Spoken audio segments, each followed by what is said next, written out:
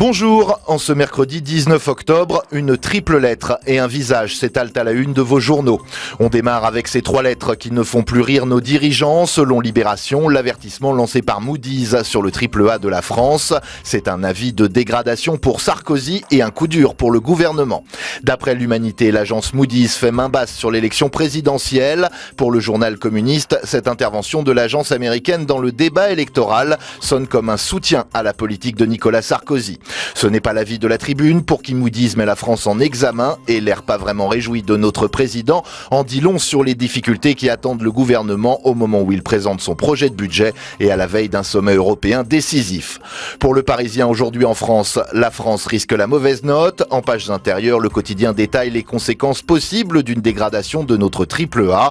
C'est le début d'un cercle vicieux, prévient le Parisien, qui donne la parole à un ancien dirigeant de Wall Street pour qui cette hypothèse n'est pas une surprise. Selon Georges Hugeux, les marchés ont depuis longtemps pris en compte la dégradation de l'économie française.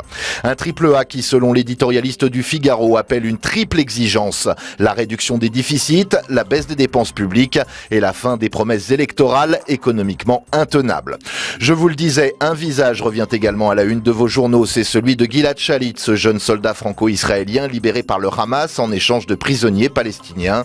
Liesse à Gaza, émotion en Israël, titre La Croix, qui revient sur les détails de cet échange et son asymétrie. La Croix rappelle que les prisons de l'État hébreu grouillent de prisonniers palestiniens et que l'armée israélienne tient à sa doctrine: aucun soldat ne doit être laissé à l'ennemi.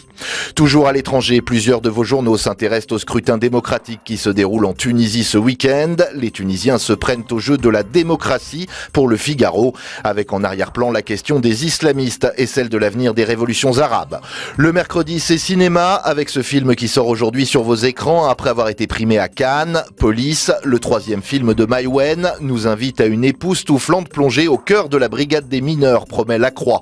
Police frappe fort pour le Parisien aujourd'hui en France. Le quotidien se penche également sur l'énigme Van Gogh avec cette question: ont-ils tué Van Gogh? Le journal fait référence à l'ouvrage de deux chercheurs américains qui affirment, enquête à l'appui, que le peintre ne s'est pas suicidé mais qu'il a été assassiné.